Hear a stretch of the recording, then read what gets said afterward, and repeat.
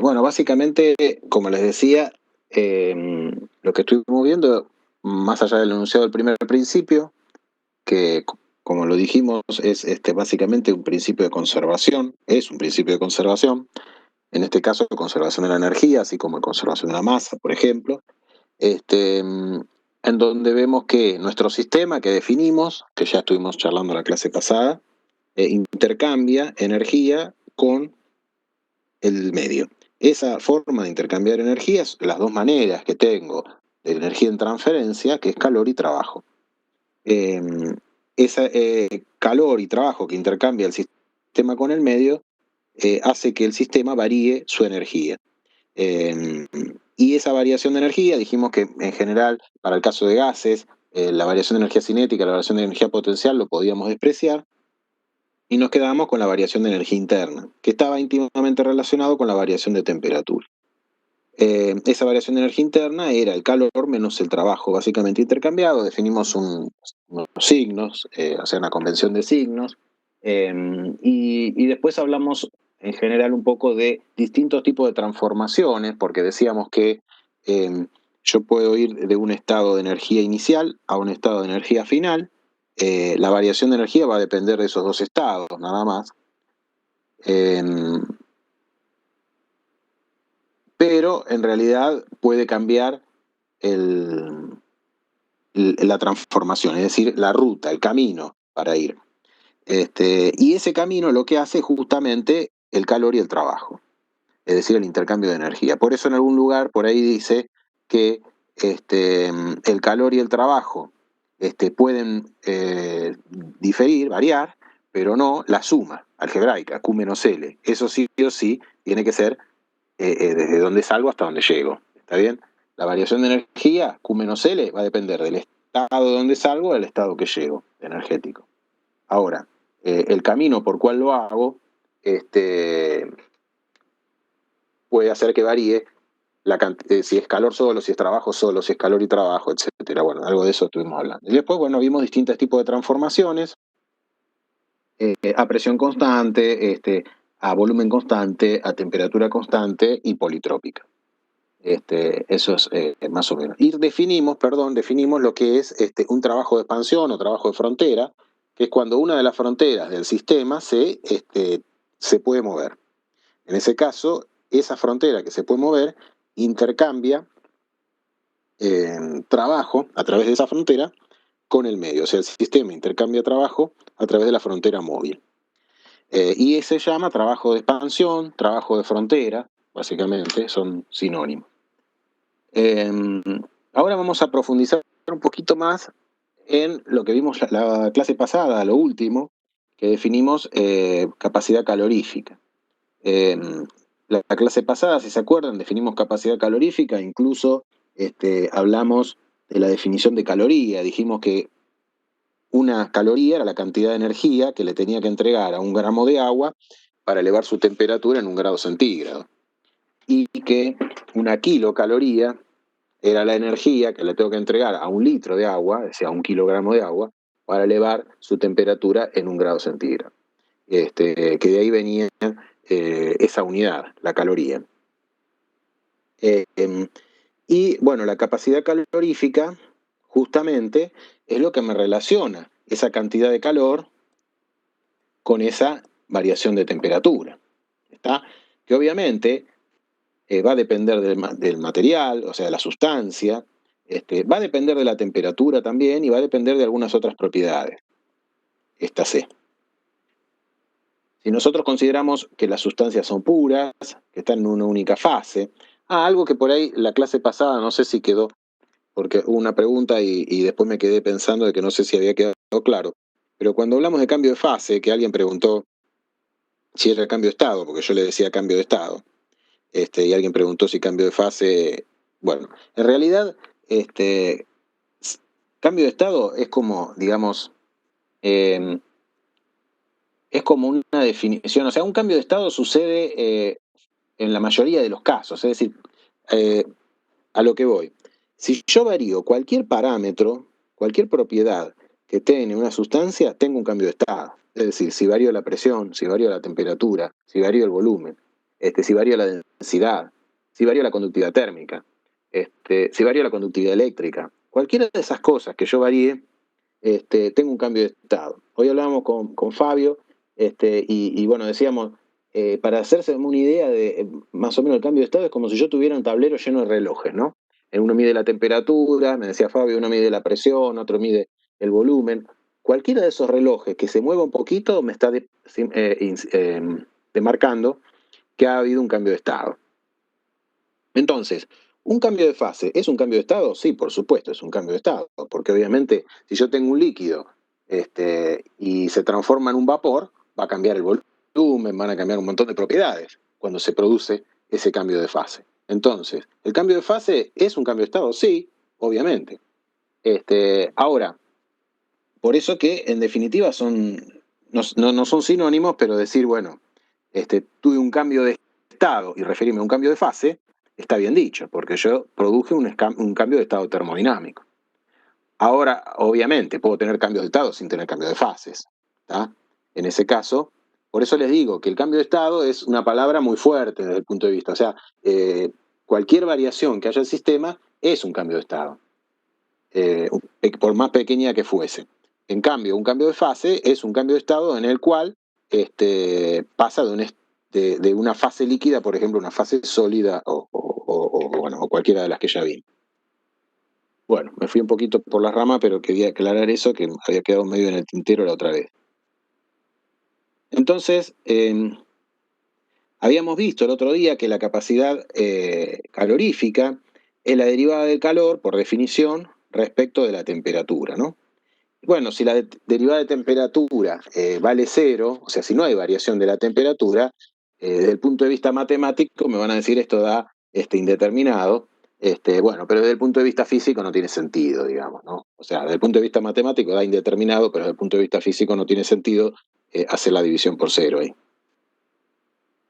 Entonces, si volvemos a la transformación a volumen constante que vimos hace un rato, o isocórica, de volumen constante, vamos a ver que, y ya vimos, mejor dicho, que por el primer principio, el trabajo va a valer cero, es decir, el trabajo de expansión va a valer cero porque no hay variación del volumen. Entonces, si no hay variación del volumen, no hay frontera móvil, no tengo forma de que el sistema le dé trabajo al medio o que el medio le dé trabajo al sistema, desde ese punto de vista. Es decir, este pistón no se puede desplazar porque el volumen es siempre el mismo. Entonces, como les decía, por el primer principio el trabajo vale cero. Por lo tanto, la variación de energía interna es igual al calor. Ahora, basándonos en la definición que recién vimos de capacidad calorífica, dijimos que la derivada del calor es igual a la capacidad calorífica por la derivada de temperatura.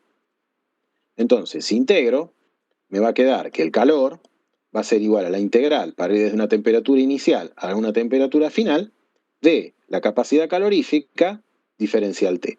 La capacidad calorífica, como vimos en la clase pasada, la puedo expresar como la masa por el calor específico. Es decir, el calor específico es la capacidad calorífica por unidad de masa. ¿Está? Que eso lo definimos en la clase pasada. Es decir, que M por C es C mayúscula. Ahora bien,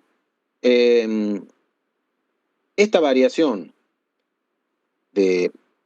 esta igualdad que me está dando el primer principio, me está diciendo que el calor es igual a la variación de energía interna, y a su vez el calor es igual a M por C por delta T.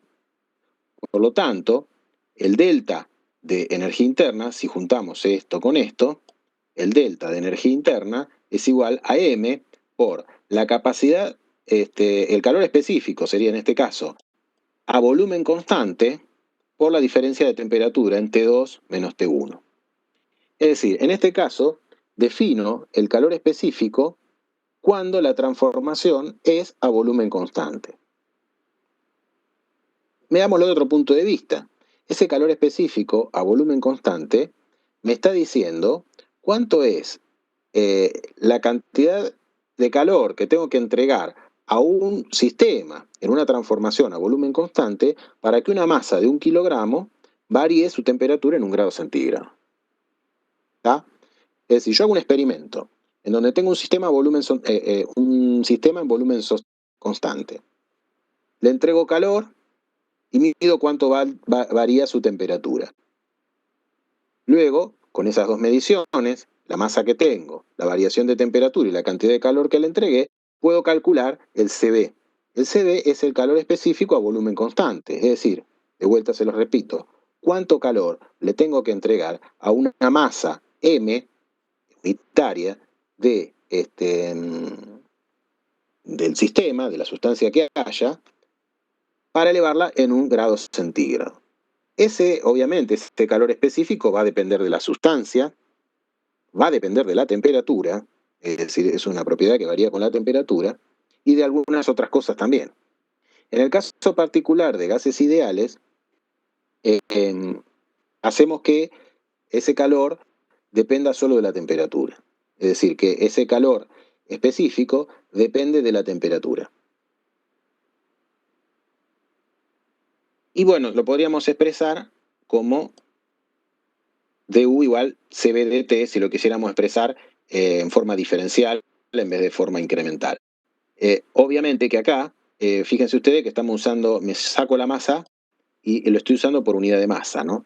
Y una característica que se usa en termodinámica, siempre cuando uso los índices minúsculos, me estoy refiriendo por unidad de masa. Es decir, en este caso sería energía interna por unidad de masa. Y cuando uso los símbolos mayúsculos, me estoy refiriendo a energía total. Lo vamos a ver también con otras propiedades extensivas, ¿no?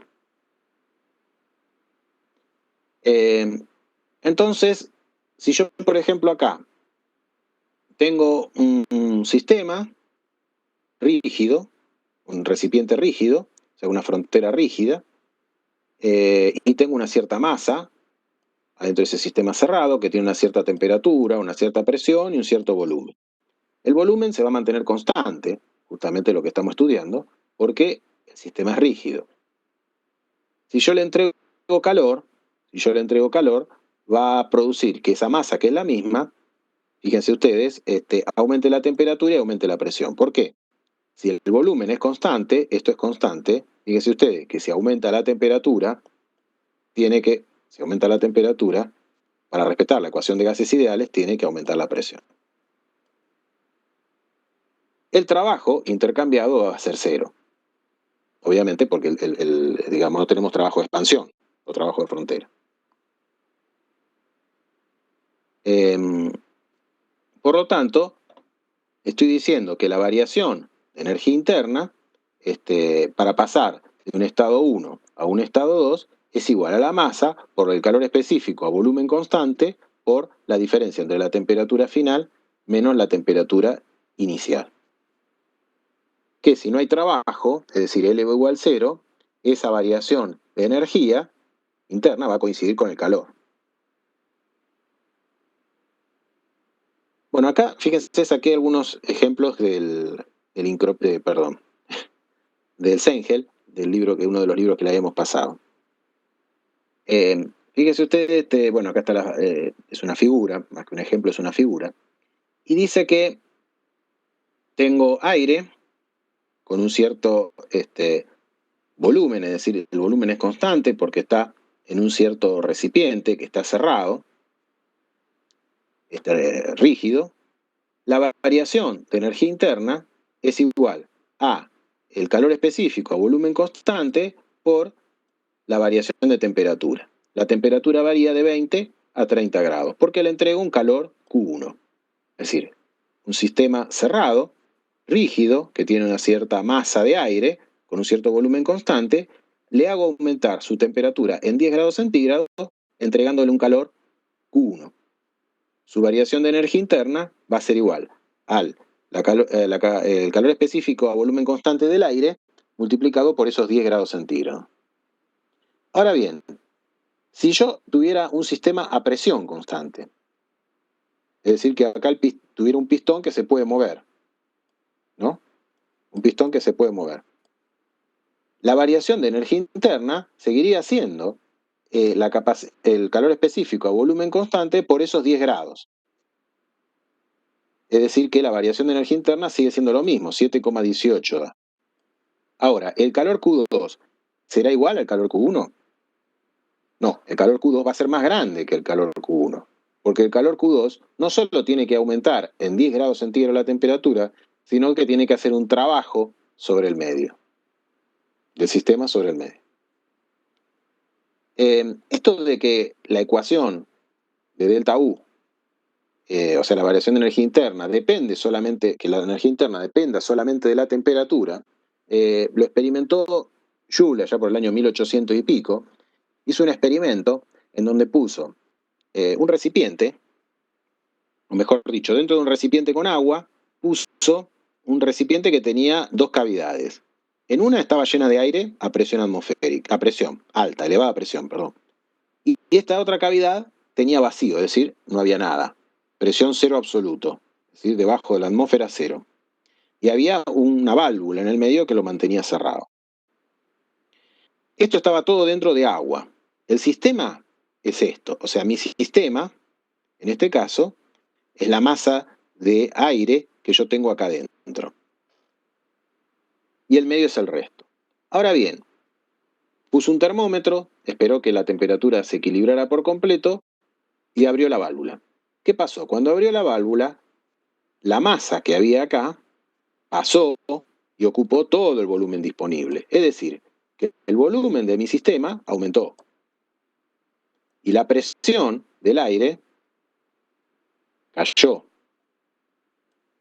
Ahora, él observó qué pasaba con el termómetro. ¿Y qué vio? Que la temperatura no variaba. Si la temperatura no varió, ¿qué quiere decir? Que en esa transformación, el sistema ni le entregó calor al agua, ni tomó calor del agua, es decir, no hubo intercambio de calor. Intercambio de trabajo tampoco iba a haber, obviamente, porque no hay ninguna frontera móvil. Entonces, como no había intercambio de trabajo y no hay intercambio de calor, la variación de la energía interna es cero y la variación de temperatura es cero. Entonces ahí él llegó a la conclusión de que estaban íntimamente relacionadas la variación de temperatura con la variación de energía interna. No sé si hay alguien que quiere hacer una consulta o se abrió un micrófono. Sé que está.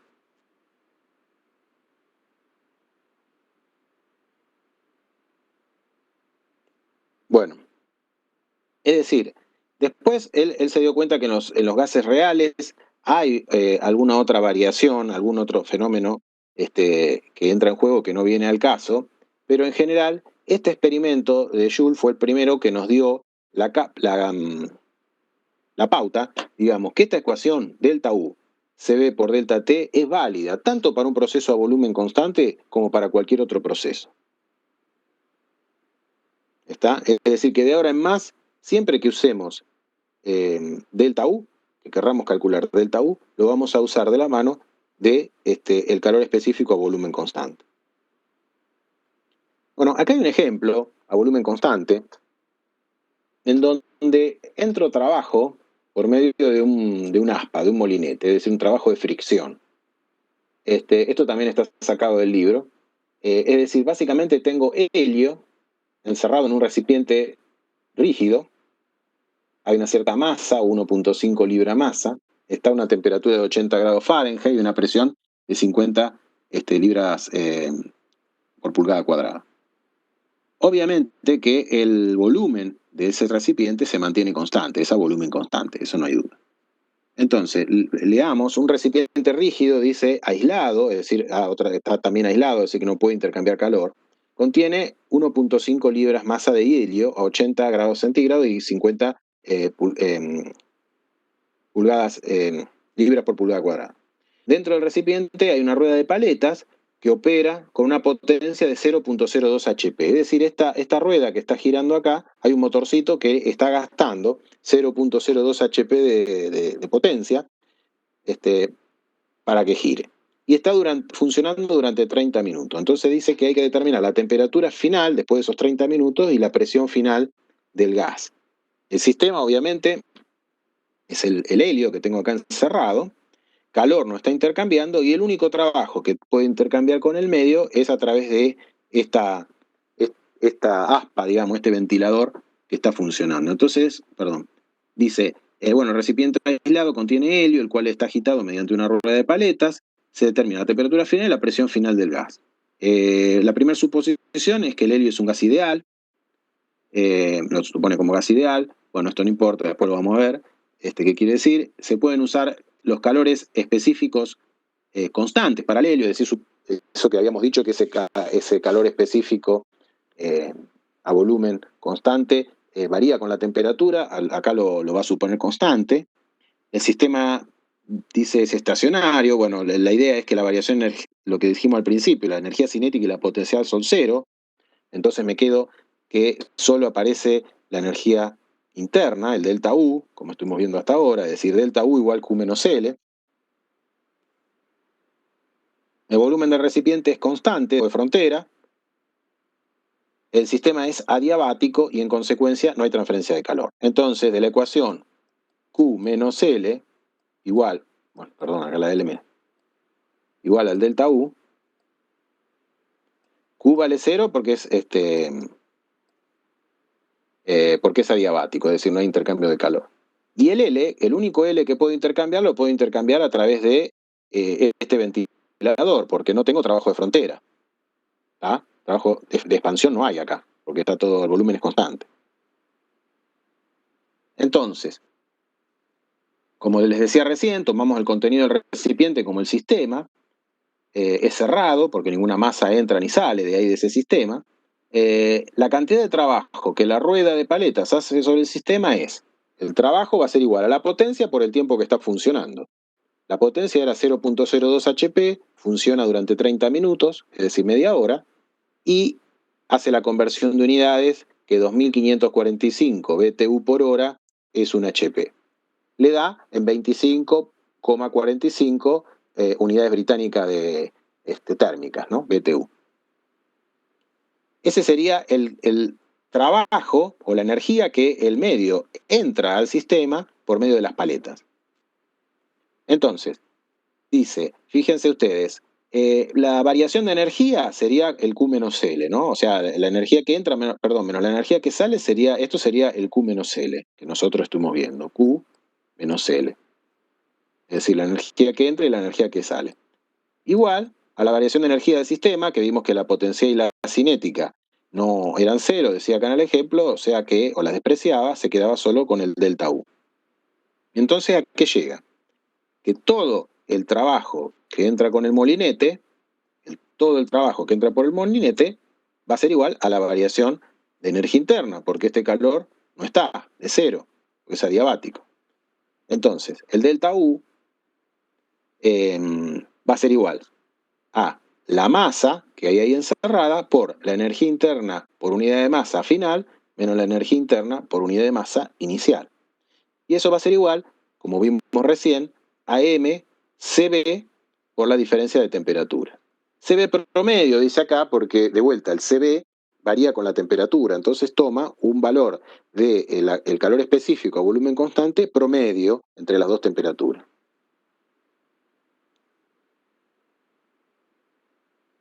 Bueno, acá dice que, como se señaló antes, los calores específicos del gas ideal para gases monoatómicos, como el helio, que es monoatómico, son constantes. Bueno, entonces lo toma constante. Lo saca de una tabla y acá está el valor del Cb. Bueno, sencillamente ahora mete los valores, o sea, los 25,45 BTU, que es el trabajo del molinete, que está acá arriba, serían el delta U, igual a la masa, que era el 1.5 libra masa, por el valor del Cb, que lo saco de una tabla, por la diferencia entre la temperatura final, que es lo que quiere averiguar, y la temperatura inicial, que era 80 grados Fahrenheit. Y de ahí despeja T2 y le da que la temperatura final es 102 grados Fahrenheit. Y para determinar la presión, aplica las ecuaciones de Boyle y las de Gay-Lussac, es decir, bueno, la ecuación de estado, en definitiva, ¿no? P por B igual a MRT, P1 por B1 igual a MRT1, P2 por B2 igual a MRT2. Si simplifico, porque M y R están en las dos ecuaciones, llego a esto. Entonces reemplaza, fíjense ustedes que de acá despeja, los volúmenes son los mismos, porque el sistema es a volumen constante, o sea que el volumen lo simplifico y me queda que P1 sobre T1 es igual a P2 sobre T2. Fíjense ustedes que trabaja con temperaturas absolutas, es decir, cuando nosotros trabajamos con la ecuación de estado, tenemos que trabajar con presiones y con temperaturas absolutas. Entonces, ¿qué hace? Los grados Fahrenheit no son una temperatura absoluta. Lo que hace, le suma 460 para pasar a la escala Rankine y se mete dentro de una escala absoluta. Lo mismo con las presiones. Bueno, y ahí está que la presión final es de 52 libras por pulgada cuadrada. Es decir, aumenta 2 libras por pulgada cuadrada la presión. Es decir, resumiendo, este es un ejemplo, pero estamos viendo que toda la energía que yo meto por fricción con ese molinete, o sea, la meto como trabajo, pero se termina transformando en fricción adentro del aire, se traduce en un aumento de la presión y en un aumento de la temperatura. Bueno, es un ejemplo de una transformación a volumen constante. Ahora vemos qué pasa con la capacidad calorífica a presión constante. Es decir, ahora el volumen varía, pero la presión se mantiene constante. Es decir, que el pistón, que estamos hablando hoy, pasa desde un punto 1, como está acá, a un punto 2. Por lo tanto, aumento el volumen manteniendo la presión constante y voy a obtener un trabajo de expansión, como ya estuvimos viendo, que vimos bastante. Obviamente la transformación es isobárica, de vuelta, porque lo hace a presión constante. Bien. Entonces, el trabajo que yo obtengo en este proceso, en esta transformación, que en este caso, vamos para atrás, es un trabajo que el sistema va a hacer sobre el medio, porque aumenta su volumen, va a ser igual a la integral entre el volumen 1 y el volumen 2 de la presión diferencial, esto ya lo vimos, diferencial de volumen, la presión como es constante lo saco afuera de la integral y me queda igual a la presión por delta V. Es el trabajo de expansión que vimos un par de diapositivas antes. Y tengo la ecuación de gases perfectos que dice que P por B igual a MRT. Por lo tanto, fíjense que yo puedo despejar de acá el volumen y me queda que el volumen es MRT sobre P. O sea, el volumen es MRT sobre B, sobre P, perdón. Y reemplazar esto acá. Es decir, reemplazar esto acá. ¿Qué me va a quedar? Que el trabajo es igual a la presión por MRT2 sobre P menos MRT1 sobre P. P es constante, porque estamos hablando de una transformación isobárica. Es decir, que este P se simplifica. El MR lo puedo sacar de factor común y me queda que el trabajo es igual a M por R por T2 menos T1, donde R es la constante general de los gases. ¿Está? Es decir, que el trabajo de expansión es MR T2 menos T1. Entonces, primera conclusión que vemos de acá. ¿Qué es R? Además que es la constante general de los gases. R vendría a ser el trabajo por unidad de masa y por unidad de temperatura que hace el sistema a presión constante, o mejor dicho, el trabajo que el sistema, que en este caso es un gas ideal, hace por unidad de masa cuando aumenta su temperatura en 1 grado centígrado. Es decir, R vendría a ser de vuelta, les repito, el trabajo que el gas ideal hace por unidad de masa contra el medio cuando su temperatura varía en 1 grado centígrado. Eso sería R. Es decir, acá lo escribimos, R es la constante general de los gases y sería el trabajo de expansión que efectuará la unidad de masa de un gas en un proceso a presión constante cuando la temperatura aumenta en 1 unidad. ¿Okay? Más o menos lo que les traté de decir.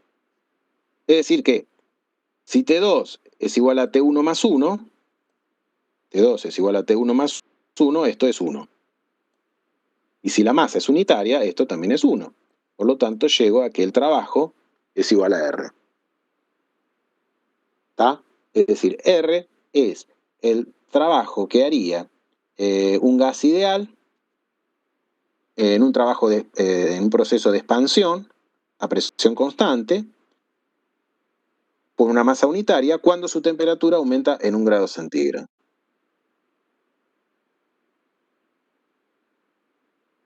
Y por último, vemos que ahora entonces, en un proceso a presión constante, yo voy a decir que el calor, esto es definición de capacidad calorífica, ¿no? O sea, Q igual a Q E igual a M por C por delta T. O sea, esto viene de lo que vimos hace un rato, ¿no? O sea, vimos que yo tenía Q sobre T, mejor dicho, la derivada de Q respecto de T era igual a la capacidad calorífica, ¿no? O sea, esto es lo mismo. Yo planteo Q es igual a M, ahora en vez de llamarle CB, le llamo CP, porque el proceso ahora es a presión constante. Entonces, le llamo calor específico a presión constante, por la diferencia de temperatura. Ahora dijimos que el delta U igual MCB delta T siempre valía, o sea que lo mantengo. Y el primer principio, ¿qué dice?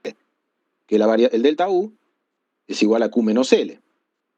Entonces, si reemplazamos, delta U es MCB delta T. L, vimos recién que era M por R por delta T.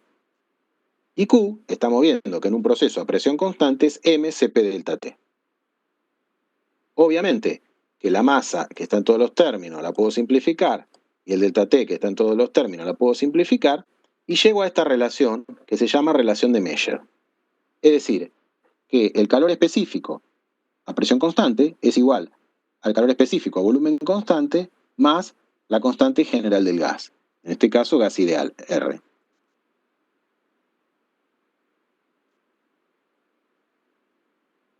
Y vamos un poquito más. Es decir que CP es, ¿qué vendría a ser CP? Tengan en cuenta que cuando yo estoy en una transformación a presión constante, hay aumento de temperatura, pero hay también trabajo. Entonces, cuando estoy en una transformación a volumen constante, no hay trabajo, hay solo aumento de temperatura.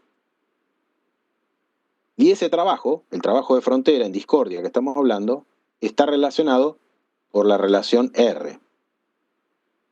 Es decir, que CP es siempre mayor a CB. ¿Por qué? Porque el CP tiene en cuenta la energía para aumentar la temperatura, que es lo que tiene en cuenta CB, más la energía para hacer el trabajo de expansión, que es lo que tiene en cuenta R. ¿Está? Es decir, el CP sería la cantidad de calor que yo tengo que entregar por unidad de masa para que en un proceso a presión constante su temperatura aumente en 1 grado centígrado. Ahora yo les digo, entonces, si el proceso es a presión constante, la cantidad de calor que yo le tengo que entregar para aumentar en 1 grado centígrado la temperatura tiene que ser mayor que a volumen constante. Porque esa cantidad de calor, además de aumentar la temperatura, tiene que hacer trabajo. ¿Se entiende? Ahora vamos a ver igual un dibujito que por ahí va a aclarar. Profe, ¿le puedo hacer una pregunta? Sí. En la diapositiva, bueno, ahora es la anterior de la anterior, en la 34 sería. Ahí. ¿Por qué? A ver, ahí. Donde dice delta U igual MCB por el delta de temperatura. ¿Por qué usamos eso acá si esa relación la sacamos en una diapositiva anterior donde dijimos que el trabajo era 0 porque no había delta de volumen?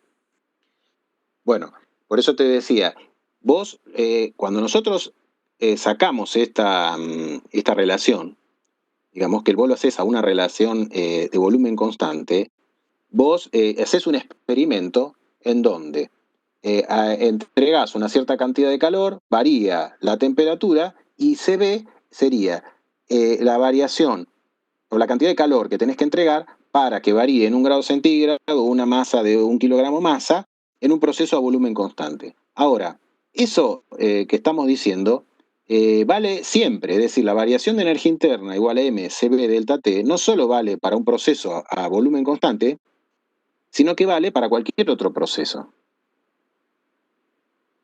¿Está? Bien, perfecto, gracias. Es decir, sí, igual voy a seguir profundizando. Es decir, está en respaldo el experimento este de Joule, que demuestra lo que estamos diciendo, pero vos tened en cuenta que en el caso que vos decís, o sea, cuando la transformación es a volumen constante, esto a su vez es igual al calor, que es lo que vos haces en el experimento. Como no hay trabajo, el calor es igual al delta U, y te da que el delta U es igual a mCb delta T. Ahora yo no estoy diciendo que el calor es igual a mCb delta T. Ahora yo digo que el calor es igual a mCp delta T. Ahora, el delta U sigue siendo igual a mCb delta T. ¿Está? Véanlo con tranquilidad, piénsenlo. Yo lo que les recomiendo es que lean del libro este del Sengel, está muy bien explicado. Igual esperemos a la clase que viene porque hay que introducir un concepto más que es la entalpía, para que termine de redondear todo, y el Sengel lo trata todo junto, pero por ahí incluso podrían ir leyéndolo. Bueno, el capítulo debe ser donde está la foto. No, acá no tengo el capítulo, debe estar acá. ¿No? ¿Dónde está? Donde está el ejemplo. Es el capítulo 4 del libro. Así que mírenlo de ahí y peguen una leída, porque digamos acá estamos tirando fórmula y en el libro hace toda una explicación, que es más o menos lo que les estoy tratando de explicar yo ahora, pero seguramente les va a aclarar la idea. Ahora, este ejemplo que les quería mostrar, que está sacado del Sengel también, les va también a aclarar la idea y volvemos de última para atrás si es necesario. Fíjense, esto es para helio, ¿no? Es decir, yo tengo un volumen constante. Acá, en este primer, vamos a dividir, para no hacer lío, vamos a dividir, ahí está. Estamos en este caso. Tengo un volumen constante, una masa de 1 kilo, y aumento su temperatura en 1 grado centígrado. Para eso, ¿está bien? Como es a volumen constante, recuerden ustedes, la cantidad de calor que le tuve que entregar, Q, a volumen constante, va a ser igual a M, CB, delta T. El delta T es 1, M es 1. Por lo tanto, el calor que le tengo que entregar es el calor específico a volumen constante, que son 3,12 kilojoules sobre kilogramo grado centígrado. Es decir, que si tengo una masa de 1 kilogramo, para variar su temperatura en 1 grado centígrado, le tengo que entregar 3,12 kilojoules. Le meto 3,12 kilojoules y varío en 1 grado centígrado la temperatura de esa masa de mi sistema, 1 kilogramo más. Ahora veamos qué pasa si el mismo sistema, todo igual, pero tengo una frontera móvil acá. Entonces, yo para que aumente en 1 grado centígrado, ¿le voy a tener que seguir entregando 3,12 kilojoules? No. Para que aumente en 1 grado centígrado, yo les tengo que entregar 5,19 kilojoules. O sea que ahora el calor va a ser igual a la masa por el Cp por el delta T. Es decir, que para aumentar a esa masa de 1 kilogramo, es la misma sustancia, ¿eh? Para que aumente en 1 grado centígrado esa masa de 1 kilogramo, yo ahora le tengo que entregar más cantidad de calor. ¿Por qué? Porque parte del calor va para aumentar la temperatura, pero parte del calor va para hacer este trabajo, que es el famoso R que vimos de la relación de Meyer. Cp igual a Cb más R. Ahora, acá sigo valiendo que el delta U es igual a M Cb delta T. Acá también, obviamente, es igual al delta U. Pero ahora, en este caso, en este lado, ahora en este lado, delta U no es igual a Q. Delta U es igual a Q menos el trabajo de expansión.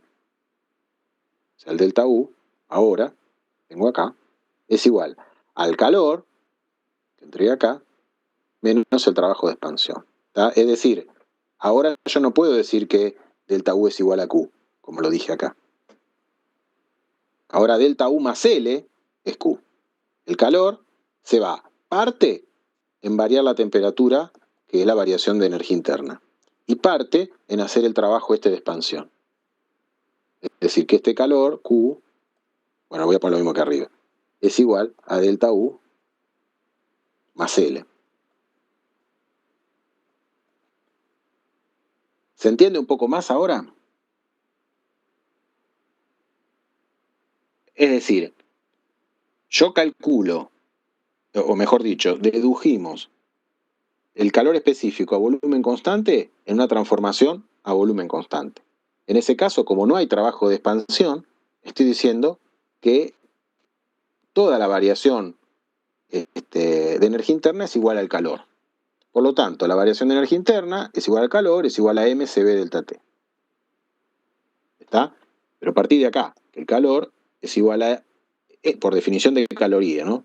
mCv delta T. No de caloría, perdón, de capacidad calorífica. Ahora acá, otro experimento. Hago exactamente lo mismo, pero ahora a presión constante. Calor es igual a M. Lo bautizo yo, calor específico a presión constante, porque el experimento es a presión constante por delta T. ¿Qué mido? Que este Cp es más alto, es más grande. ¿Por qué este Cp es más grande? Porque de vuelta, para que yo pueda aumentar la temperatura del gas en 1 grado centígrado, el calor que tengo que entregar es más grande.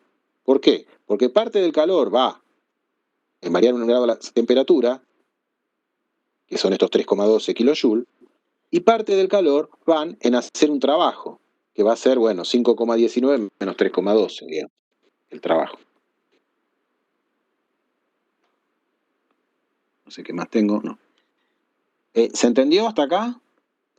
Chicos, más o menos, digo, sé que el concepto es duro, por eso traté de darle varios ejemplos. Sí, profe, se entendió perfecto. Bueno, espero que todos lo hayan entendido. Yo les digo, el concepto es difícil, pero de vuelta, si vuelven un par de diapositivas para atrás y lo repasan, fíjense ustedes que yo arranco a volumen constante. A volumen constante defino y digo, bueno, la variación de calor es mCv delta T. Le pongo, lo bautizo Cv porque estoy a volumen constante. ¿Está bien? Ahora, sucede que como no hay trabajo, el calor es igual al delta U. Esa delta U vale para siempre, delta U igual a mCv delta T. Ahora hago otro experimento que lo hago a presión constante. Y en ese caso, veo que le tengo que entregar más cantidad de calor. Estoy repitiendo por la duda que alguno se haya quedado medio. Entonces, ahora a presión constante yo le tengo que entregar más cantidad de calor. ¿Por qué? Porque tengo que entregarle calor para aumentar la temperatura y le tengo que entregar calor para que haga el trabajo de expansión. Por eso el Cp es más grande. Bueno. Hay una relación que se las nombro acá para que la vayan, digamos, ya que estamos hablando de calores específicos, que se llama justamente relación de calores específicos. K. Que es el cociente entre Cp y Cv. Para gases monoatómicos el valor es prácticamente constante, del orden, ahí dice 1,667.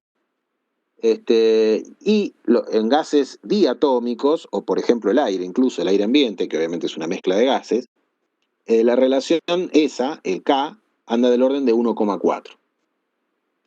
Bueno, ese valor se va a utilizar, más adelante lo vamos a ver, digamos, pero bueno, es la relación de calor específico, el Cp sobre Cv. ¿Qué quiere decir en definitiva? Que el Cp es un 40% más grande que el Cv, ¿no? 1,4 es el cociente.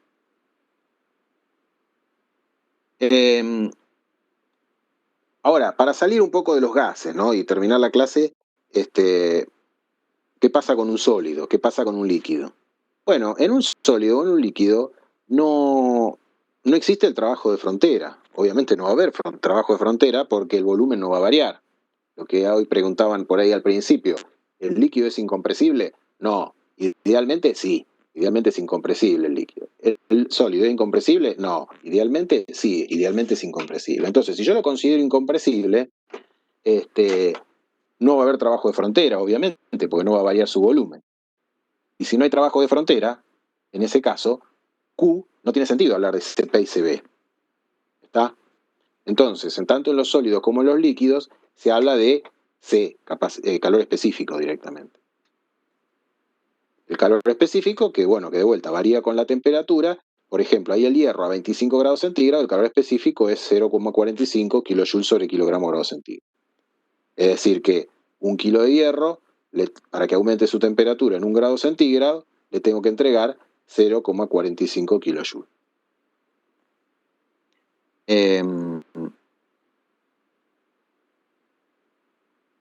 En general, para sólidos y líquidos y gases, se cumple que Cp menos Cv es igual a esto, donde esto es el volumen por la temperatura. O sea, esto es un sólido real, un líquido real, ¿tá? Un gas real. El volumen por la temperatura por dos coeficientes, beta y alfa. No me acuerdo ahora cómo se llama, uno es coeficiente de compresibilidad, bueno, no lo recuerdo. Pero básicamente, ¿qué quiere decir? Alfa es cómo varía el volumen con la variación de presión si la temperatura se mantiene constante.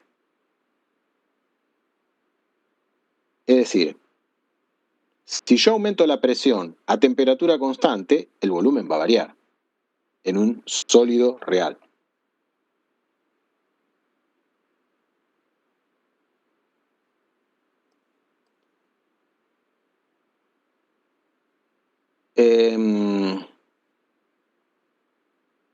Ahora,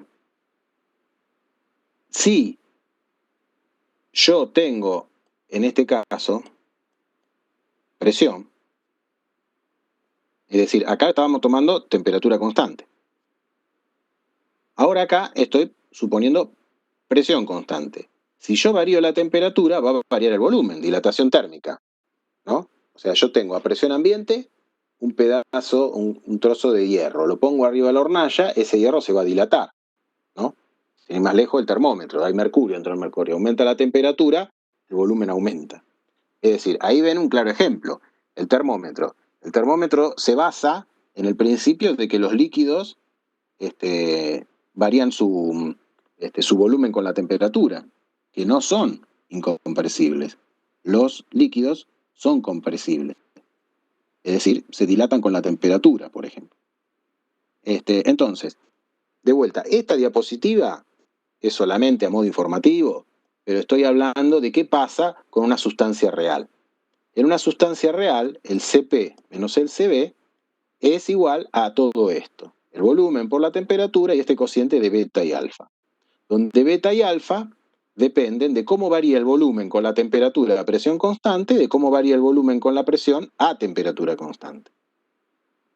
Entonces, en el caso del gas ideal, Cp menos Cv es igual a R.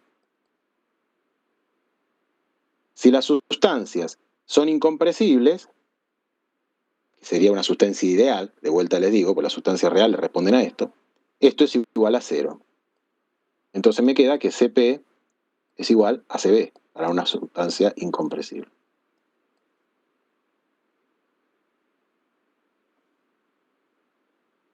Bueno, creo que con esto terminamos.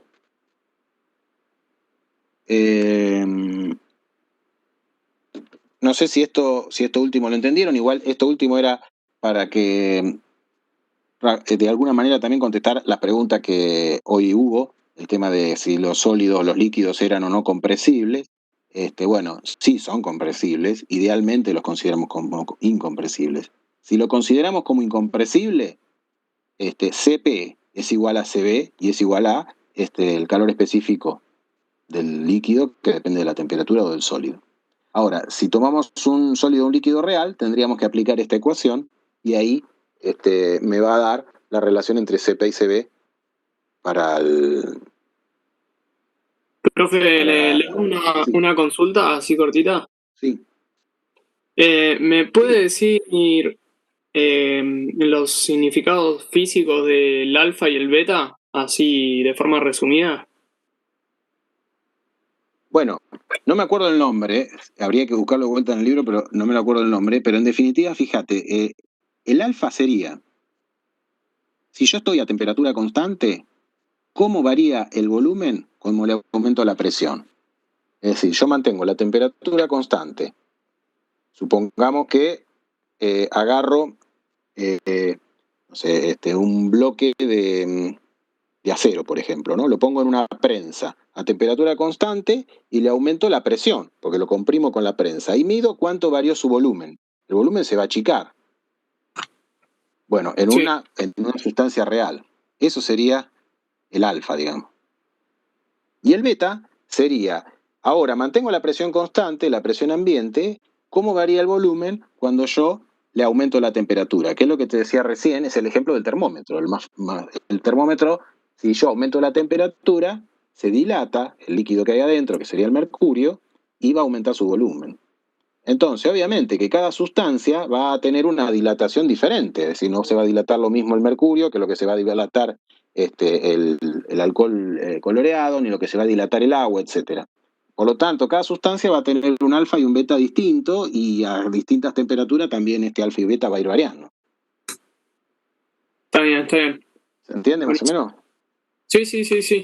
Y la ecuación de arriba sería para los gases no ideales, por ejemplo. O gases, cualquier tipo de ¿Cómo? sustancia no ideal. Sí, sí. Esto sería, digamos, para un gas real, por ejemplo. Claro, bien. O un sólido o un líquido. Esto vale para todos los casos. En el caso de que Claro, el gas sea ideal, me queda R. Y si supongo que tengo un sólido o un líquido incompresible, me queda 0. bien. ¿Ah? Ahí tu pregunta dice, ¿esos son los mismos alfa y beta que se usan en química para modificar la ecuación de gases ideales a gases reales? La verdad, no sé. Habría que, Sí, por ahí si... creo que tenía otra Hola. forma, pero sí, sí. Supongo que sí. Sí, porque en definitiva se trabajan con un gas real, se aparta de la idealidad, y se aparta de la idealidad justamente porque es compresible. Entonces, de alguna manera tengo que compensar o, digamos, cambiar esa ecuación por esa compresibilidad. Y esto es lo que está de alguna manera midiendo cómo varía el volumen y cómo varía el volumen con la presión y con la temperatura.